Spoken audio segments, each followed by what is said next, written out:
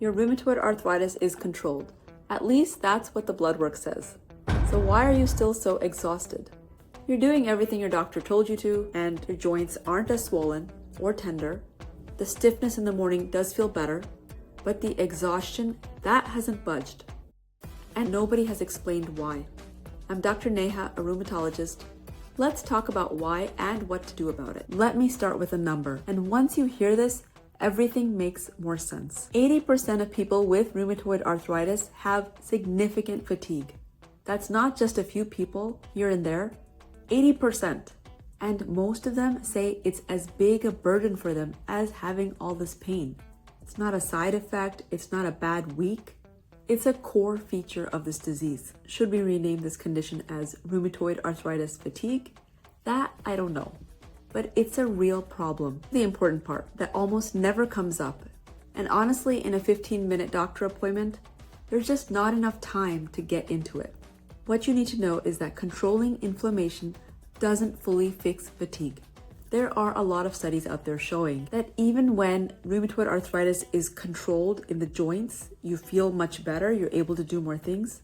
People continue to experience significant fatigue, even when the disease-modifying drugs are working, when the biologics are working, when every single inflammatory marker in your blood test looks great.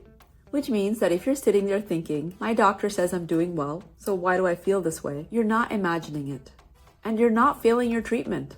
Fatigue in RA has many reasons behind it. Inflammation is just one of them. But here's where the science gets really interesting. And I want to be transparent that this is an emerging area. Researchers are using brain MRIs and are starting to find that fatigue in RA may involve changes in the brain networks.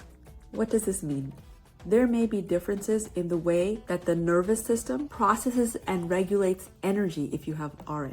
There's even a hypothesis that inflammatory signals may affect the brain through pathways that our medications, the conventional ones that your doctor is probably giving you for RA, they don't fully reach. We don't have the complete picture yet.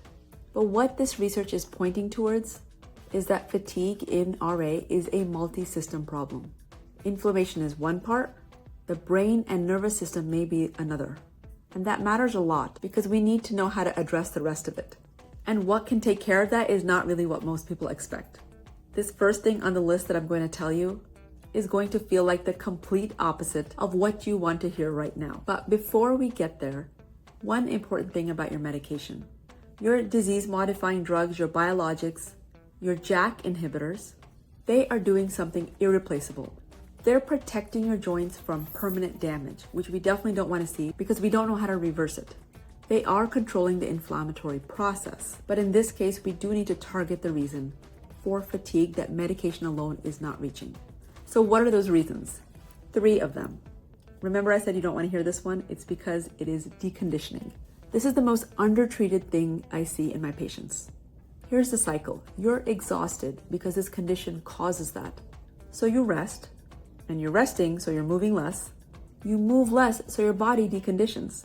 And deconditioning makes the fatigue dramatically worse.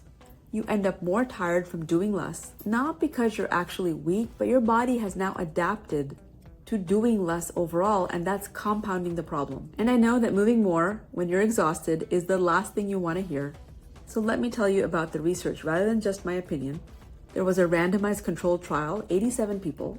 Most of them, not surprisingly, were women. And they did it over 3 months. They did supervised exercise, including strength training. And the results showed significant improvement in fatigue. Not a little bit, but a fair amount of improvement. And a 2025 systematic review confirmed this. Physical activity reduces the fatigue in rheumatoid arthritis.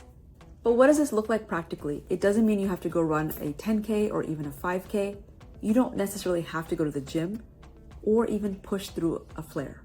You start small, like 10 minutes of walking. I'm a big fan of the 10 to 15 minute walk that you take after dinner, or you could do resistance bands at home, and they're very light to carry around if you need to take them anywhere else with you. If your joints feel really sensitive, start with water aerobics. Take a buddy with you. It keeps you more accountable. You need something gentle, consistent that you can do over time. The goal here is breaking that deconditioning cycle. It's not about setting records. You do want to have progressive improvement though, but you don't need to be like the person next to you or your neighbor. Start smaller than you think you even need to, because that allows you to go further. That consistency over time is actually what's going to build your trajectory. Okay, reason number 2, sleep. This is more complicated than pain just keeping you up at night, which also makes sense, right, when you have RA. Inflammation in RA disrupts sleep at a biological level. It affects the sleep-wake cycle directly. And when you don't sleep well, you have more fatigue. When you have that, you have more pain, you have more inflammation. Each of these things, they amplify each other and they feed each other in a loop. What can you do about this? While there are some non-medication options you can do, cognitive behavioral therapy for sleep. There's a lot of data for this in insomnia in general. Now, of course, the data for RA is very tiny, but more and more people are recommending it for RA. So CBT, it's called. Structured sleep hygiene. So you've heard of sleep hygiene before, when you're supposed to go at a certain time to sleep, restrict coffee or other caffeine, maybe alcohol. So it's a more structured way to do it. And this last part is really important, addressing the pain at bedtime. There are some people that like to take their medications at the beginning of the day, and there are others that actually like to take it at the end of the day because it helps them sleep overnight. And when you sleep better, you tend to have a little bit less pain. Or conversely, if you sleep poorly, you tend to have more pain.